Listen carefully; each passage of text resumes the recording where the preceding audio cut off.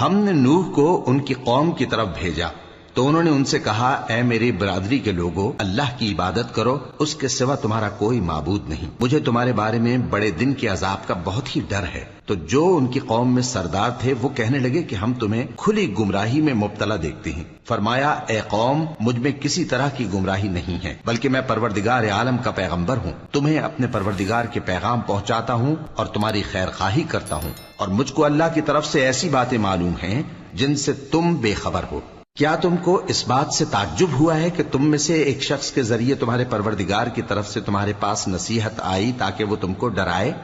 اور تاکہ تم پرہیزگار بنو اور تاکہ تم پر رحم کیا جائے؟